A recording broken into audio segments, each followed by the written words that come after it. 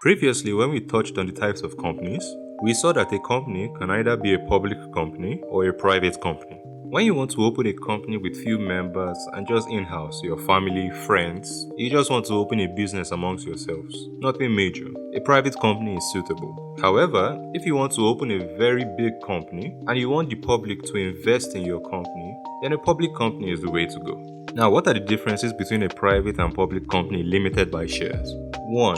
The name of a private company limited by shares ends with Limited or Ltd, while that of a public company ends with PLC. 2.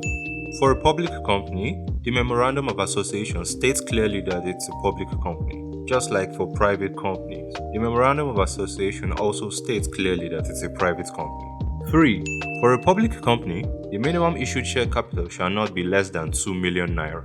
And for private companies, the minimum issued share capital shall not be less than 100,000 naira. 4. A public company is expected to hold a compulsory statutory meeting within 6 months of its incorporation.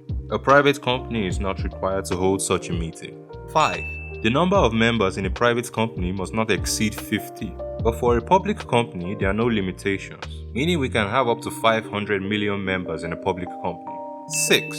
In a private company, it is possible for the Article of Association to restrict transfer of shares.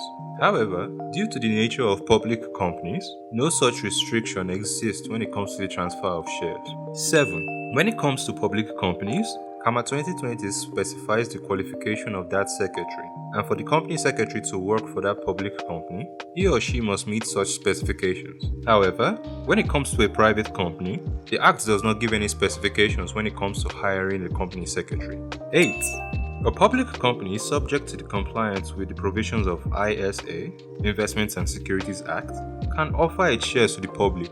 A private company, on the other hand, say for maybe private placement, cannot invite the public to subscribe to its shares. 9. For a private company, written resolutions can be passed, but for public companies, written resolutions can't be passed. The meeting has to be conveyed and there has to be quorum. 10. A public company must have a minimum of 2 members, while for a private company, it can have a minimum of 1 member, as long as it's a small company. 11. A public company is required to keep certain statutory books, like index of members or register of substantial interest in shares. A private company does not need to keep these statutory books. 12. A public company has a restriction in the appointment of an overage director, that is, a person 70 and above. If he is to be appointed, then a special notice of the general meeting has to be given. 13.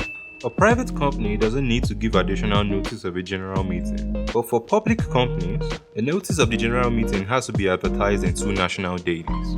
Note: in the past, only a private company could hold its general meetings electronically, but with the amendment of Section 240 Sub 2 of CAMA by the BFA, both a private company and a public company may hold its general meetings electronically. Isn't that awesome? Thank you very much for watching my video. If you like what you just watched now, please like, subscribe, and share with your friends. Also, please feel free to hit the notification bell so that you get updates when my videos come out.